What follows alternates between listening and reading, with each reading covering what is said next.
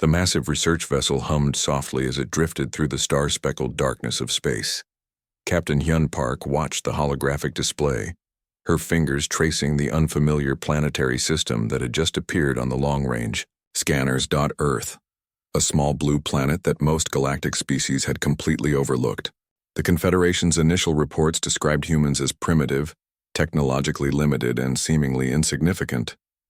Most research teams would have dismissed them entirely, but something about these creatures intrigued Hyun. Dai Kwan, the youngest researcher on the team, leaned forward. His dark eyes reflected the soft blue light of the scanner. "They're different," he muttered, more to himself than to anyone else. The initial observation mission was supposed to be routine: document, classify, archive. But nothing about humans would turn out to be routine. The first human selected for close study was a young woman named Sarah Kim. She worked as an engineer in a small research facility on the outskirts of a bustling city. When the alien research team first approached her, she didn't panic or show fear. Instead, she looked curious. "You want to study humans?" Sarah asked, her voice steady and calm. "What exactly does that mean?" The research team explained their mission: to understand humanity, to observe their potential, to determine if they were a species worth protecting or simply another footnote in the vast galactic database. Sarah's response was unexpected. She didn't ask about their advanced technology or their interstellar capabilities. Instead, she asked about their culture, their motivations, their dreams. Day watched the interaction with growing fascination. Most species would have been terrified. Most would have run or attacked. But Sarah simply sat there, asking questions, her mind clearly working in ways the aliens couldn't quite comprehend. The research vessel collected initial data: height, average, strength, below galactic standard. Technology, primitive. Potential, uncertain. But potential is a strange thing. It doesn't always show itself immediately. Sarah was invited to participate in initial adaptation tests, simple technological challenges that had stumped dozens of other species. The researchers expected her to struggle. They expected failure. What they got was something entirely different. She looked at a quantum communication device, technology centuries beyond human understanding, and within hours, she had not just understood its basic principles, but was suggesting modifications. "This connection pathway is inefficient," she told Day, pointing at complex molecular diagrams. "If you restructure these quantum entanglement points, you could increase transmission speed by at least 40%. Day stared. Her suggestion wasn't just good. It was revolutionary. The research team began to realize that humans were not what they seemed. They weren't weak. They were different, adaptable, innovative in ways no one had predicted. Captain Hyun watched the initial reports with growing excitement. Most of her colleagues saw humans as a curiosity. She saw something more, a potential, a spark. "We're not just observing a species," she told Day one evening. "We're witnessing something extraordinary." The first month of human observation changed everything. Humans didn't just learn, they transformed. They took complex systems and made them better. They looked at problems not as impossible challenges, but as puzzles waiting to be solved. Sarah continued her work, unaware that her every action was being studied, analyzed, recorded. She worked with a passion that was uniquely human, a combination of curiosity, determination, and an almost childlike wonder at the complexity of the universe. The Galactic Confederation would soon learn that their initial assessment was wrong. Humans were not a weak species waiting to be protected. They were a sleeping giant, about to reshape everything they knew about intelligence, adaptation, and potential. And it was just the beginning. The research facility buzzed with an unusual energy. Day watched as Sarah moved between complex alien technologies, her hands moving with a precision that seemed almost impossible. Where other species took months to understand a single system, she was already redesigning them. A quantum communication device lay in pieces on the workbench, Most researchers would have been intimidated. Sarah simply looked excited. "This is fascinating," she muttered, her fingers tracing intricate molecular circuits. The alien research team exchanged worried glances. Humans weren't supposed to understand this level of technology. Not this quickly. Day remembered the initial reports. Humans classified as technologically primitive, potential minimal. Those words now seemed like a joke. Within weeks, Sarah had not just understood the communication device, she had improved it. The transmission speed increased by 273%. A feat that would have taken other species decades of research. The alien scientists began to track every movement, every interaction. Something was different about these humans. They didn't just learn. They transformed everything they touched. Another human researcher named Min joined the program. Where Sarah was methodical, he was creative. He looked at alien medical technologies and saw possibilities nobody had considered. "Your healing systems are too linear," Min told the lead alien researcher. "They treat symptoms. We could redesign to prevent the root cause." The alien researcher tried to explain the complexity of their medical technology. Min simply smiled and began sketching alternative molecular structures. 3 months into the research program, the humans had already modified communication systems, medical technologies, and energy production methods. What should have taken centuries was happening in weeks. Captain Hyun watched the data streams with a mix of excitement and concern. The Galactic Confederation had brought humans in as a research subject. They were quickly becoming something else, entirely. The facility became a hub of constant innovation. Humans didn't just copy alien technologies, they reimagined them. They saw potential where others saw limitations. Day documented everything, each modification, each breakthrough. The reports went beyond scientific observation. They were becoming something closer to historical records. Min developed a new approach to energy conversion that could potentially solve power generation problems that had plagued galactic civilizations for centuries. Sarah was redesigning communication networks that could connect distant planetary systems more efficiently than anything previously created. The alien researchers began to realize they weren't observing a primitive species. They were witnessing the rapid evolution of a civilization that played by entirely different rules. "They don't see barriers," one researcher noted. "Where we see impossible, they see challenges." Alien technology workshops became playgrounds of human creativity. Complex systems that had remained unchanged for generations were suddenly being reimagined, restructured, improved. The Galactic Confederation's database started filling with unprecedented reports. Humans were adapting alien technologies faster than any recorded species in galactic history. What made them different? It wasn't just intelligence. It was something harder to define. A combination of curiosity, creativity, and an almost fearless approach to problem solving. Sarah and Min weren't just learning. They were teaching the researchers something fundamental about potential, about what happens when a species refuses to accept existing limitations. Captain Hyun understood first. These humans weren't just adapting to alien technologies. They were preparing for something bigger, something nobody could yet predict. The research facility continued its work, but the initial classification was already changing. Humans were no longer a species to be studied. They were becoming a species to be understood, and nobody, not the researchers, not the Galactic Confederation, not even the humans themselves, knew exactly what would happen next. The adaptation had begun, and nothing would ever be the same. The first warning came as a distant rumble. Space stations across multiple star systems suddenly went dark. Communication networks collapsed within minutes. The void predators had arrived. Massive, biomechanical ships emerged from quantum shadows, their dark surfaces absorbing light like hungry monsters. These were not ordinary invaders. They consumed entire planetary systems, leaving nothing but dust and broken memories. Day stood in the research facility watching the first transmission of the attack. Sarah's hand gripped his shoulder. "We need to do something," she whispered. The Galactic Confederation's military seemed paralyzed. Centuries of established defense protocols crumbled against the Void Predators' advanced technology. Entire planetary defense systems became useless in seconds. Min quickly connected several alien communication devices, creating a makeshift tracking system.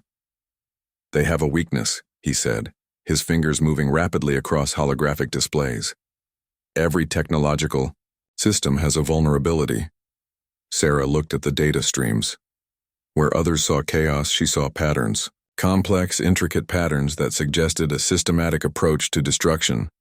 "We're not waiting for orders," Day announced to the mixed human-alien research team. 20 humans and 50 alien researchers looked at him. The room went silent. Captain Hyun entered, her face grim. "The Confederation's primary defense fleet has been destroyed. We're all that's left." The Void Predators moved like a consuming darkness. They didn't just attack. They erased. Entire star systems disappeared within hours. Millions of civilizations were being eliminated faster than anyone could respond. Min had already modified alien weapon systems. Sarah was restructuring communication networks to track the Predators' movement. Day was creating tactical response strategies that broke every known military protocol. "They expect standard resistance," Day explained. "We'll give them something else entirely."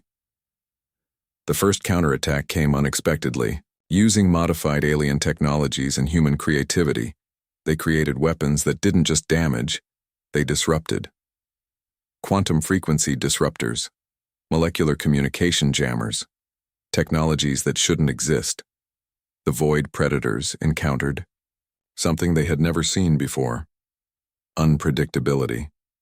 Humans didn't fight like other species. They didn't follow expected patterns. They invented solutions in real time. A small human team, led by Sarah, managed to infiltrate a Void Predator communication network. Within minutes, they had mapped their entire strategic infrastructure. "They're not invincible," Sarah told the team. "They're just very good at making others believe they are." The attack became a dance of innovation. Where alien military systems would have collapsed, human creativity found solutions. They used alien technologies in ways no one had imagined. Min developed a quantum frequency weapon that could temporarily disable entire ship systems. Day created tactical response strategies that seemed to predict the Predators' movements before they happened. Captain Hyun watched in amazement. The species they had brought in as research subjects were now humanity's best hope. The Void Predators began to experience something new: resistance. Not just physical resistance, but intellectual resistance. Each attack was met with a solution that seemed to come from nowhere. Humans fought differently. They didn't just defend, they adapted. They transformed the very concept of warfare. Days turned into weeks.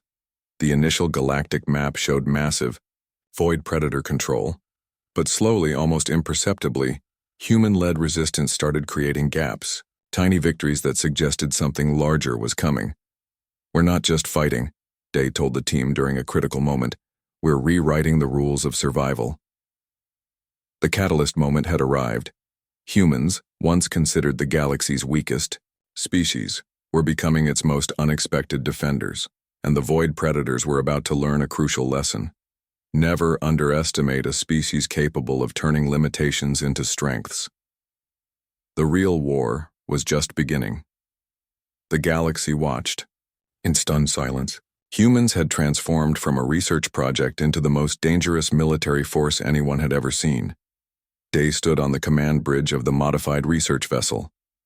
What was once a peaceful exploration ship now bristled with weapons that defied conventional understanding.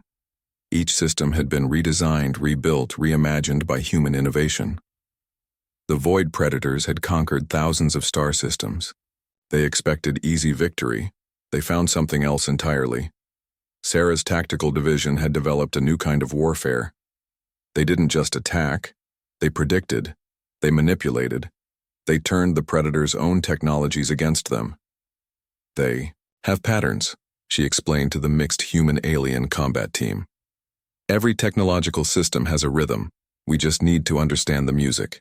Min had created communication disruption technologies that could shut down entire predator fleet networks in seconds. Where other species saw impenetrable defenses, humans saw puzzles waiting to be solved. The first major counterattack came unexpectedly. A small human squadron, using modified alien ships, penetrated the deepest void predator defensive zones. They weren't just fighting. They were systematically dismantling an entire technological infrastructure. Captain Hyun watched the battle. Maps. Red zones, representing void predator control, started shrinking. Blue zones, representing human-led resistance, began expanding. The alien researchers who had originally studied humans now fought alongside them. They had witnessed the transformation, from a species considered weak to the most adaptable warriors. In galactic history, Day's strategy was simple but revolutionary. Don't fight their strengths, destroy their predictability. Every battle was different, every approach unique. The void predators couldn't develop a consistent defense against an enemy that rewrote the rules of engagement moment by moment. Quantum weapons that could disable entire ship systems. Communication networks that could track and predict enemy movements. Tactical approaches that combined human creativity with advanced alien technologies. The galaxy watched in amazement. A species that had been considered insignificant was now determining the outcome of the most significant conflict. In galactic history, Sarah's team developed a breakthrough. They discovered a fundamental weakness in the Void Predator's quantum communication network. One small vulnerability that, when exploited, could collapse entire fleet systems. They believe in perfect systems, she told Day. Perfect systems always have imperfections. The human-led resistance wasn't just fighting. They were teaching a fundamental lesson about adaptability, creativity, and the power of seeing beyond established limitations. Entire alien civilizations began supporting the human-led resistance. They had watched humans transform from a research subject to the most innovative military force in galactic history. Min continued developing technologies that seemed to come from pure imagination. Weapons that could disrupt molecular structures. Communication systems that could predict and manipulate enemy movements before they happened. The Void Predators started experiencing something they had never encountered. Uncertainty, fear, the realization that their technological superiority meant nothing against an enemy that didn't play by any known rules. Day's final strategy was elegantly simple. Don't just fight the enemy. Understand them, predict them, become them, and then become something entirely different. Weeks of conflict turned into months. The galactic map transformed. Blue zones of human-led resistance continued expanding. Red zones of void predator control continued shrinking. Captain Hyun realized they were witnessing more than a war. They were watching the birth of a new understanding of potential, of what happens when a species refuses to accept existing limitations. The humans who had once been a research project were now rewriting galactic history. They weren't just fighting. They were evolving, transforming, becoming something nobody could have predicted.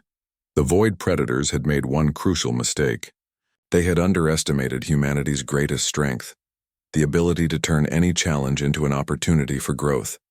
And now, they would pay the price. The galactic uprising had begun, and nothing would ever be the same. 5 years had passed since the first encounter with the Void Predators. The galaxy looked completely different. Humans were no longer the species everyone overlooked. They were now the most respected and feared warriors in the known universe. Day stood on the central command platform of the Galactic Council. Representatives from thousands of alien civilizations watched him. Where they once saw a research subject, they now saw a strategic mastermind. We didn't just win a war, Day told the assembled leaders. We rewrote the understanding of potential. Sarah managed the technological reconstruction efforts. Entire star systems that had been destroyed were now being rebuilt using human-designed technologies. What took other civilizations centuries, humans accomplished in months. Min continued developing technologies that seemed to come from pure imagination. Communication systems that could connect distant planetary networks. Energy generation technologies that could power entire star systems with minimal resources. The Galactic Confederation, which had once treated humans as a research project, now depended on human leadership. Their adaptability, creativity, and innovative thinking had become the most valuable resource in the universe. Alien civilizations that had previously ignored humans now sought their guidance. Military strategies, technological development, communication, networks. Humans had transformed every existing system. Captain Hyun, now a senior diplomatic advisor, reflected on their journey. The species once considered the weakest had become the most crucial civilization in galactic history. The void predators were no longer a threat. Their entire technological infrastructure had been systematically dismantled, not through pure military might, but through an understanding of technological systems that went beyond traditional warfare. Humans had done something unprecedented. They had won a war not just through fighting, but through understanding. By seeing patterns where others saw chaos. By turning limitations into strengths. Alien research teams that had originally studied humans now studied under them. Every technological breakthrough, every strategic approach was now filtered through human innovation. Day's tactical academies became the most sought-after educational institutions in the galaxy. Young aliens from thousands of civilizations came to learn the human approach to problem-solving. "We don't teach strategy," Day would tell his students. "We teach how to see beyond existing limitations." Sarah continued developing technologies that seemed to come from pure imagination. Quantum communication systems that could connect distant planetary networks in seconds. Medical technologies that could cure diseases considered impossible to treat. The galaxy had transformed. Humans were no longer seen as a young developing species. They were the architects of a new understanding of potential. Min's research facilities became centers of unprecedented innovation. Technologies that combined human creativity with advanced alien scientific understanding. Solutions to problems that had existed for centuries. The Galactic Council, once a rigid, slow-moving organization, had been completely restructured. Human diplomatic approaches emphasized flexibility, creativity, and continuous adaptation. Alien civilizations that had once looked down on humans now sought their guidance. Military strategies, technological development, communication networks. Humans had transformed every existing system. Captain Hyun watched the new galactic map. Where once there were rigid boundaries between civilizations, now there were connections. Networks. A new understanding of cooperation. "We didn't just win a war," she would often say. "We created a new way of understanding existence." The humans who had once been a research project were now the most important civilization in the galaxy.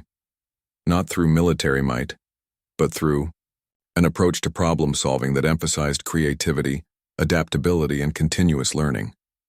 Day looked out at the stars. The galaxy had changed. And humanity had been the catalyst. The void predators were gone. But something much more important had emerged. A new understanding of what it means to be intelligent, to be adaptive, to be alive. The new galactic order had arrived, and it was just the beginning.